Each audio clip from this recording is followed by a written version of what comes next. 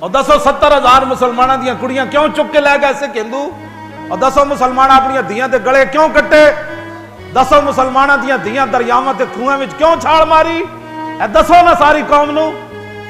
1857 تو لے کے 1947 تک کتنے کتنے علماء تے مشائخ تے کتنے عوام مسلمان پھانسیاں چڑھے؟ ہاں جی، جڑے جوانیاں جیلاں وچ انگریزاں دی گئے تے ہڈیاں گل گئیاں۔ دسو نہ لوگاں نو علامہ فضل حق خیر آبادی مٹی دے ٹوکرے کیوں چاہے؟ اے دسو لوگاں نو کہ مولانا احمد اللہ شاہ مدراسی دی گردن کٹ کے تے دہلی دے چاندنی چوک وچ کیوں لٹکائی گئی؟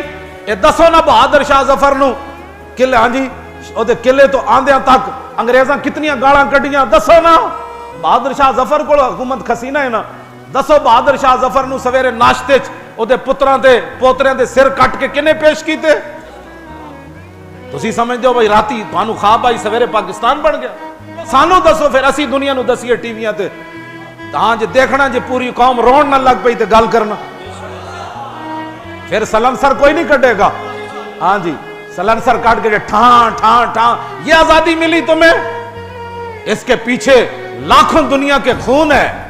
ہاں جی، بڑے بڑے اولیاء کی گردنیں کٹی، بڑے بڑے غازیان اسلام کی گردنیں کٹی، بڑے بڑے شیخ الحدیث لٹے، توپوں کے منہ پر ہمارے علماء کو باندھ کر توپوں کو چلایا گیا کہ تم کہتے ہو لا الہ الا اللہ؟ فرمایا ہاں کہتا ہوں۔ تم کہتے ہو انگریز کے خلاف جہاد فرض ہے؟ فرمایا ہاں میں کہتا ہوں۔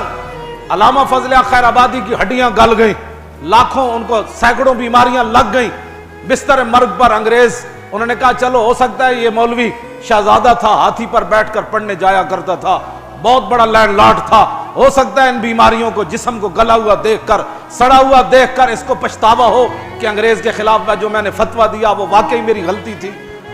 تو علامہ لیٹے ہوئے تھے بستر مرگ پر، آج یا کل مر جانا تھا، مولانا نے شہید ہو جانا تھا۔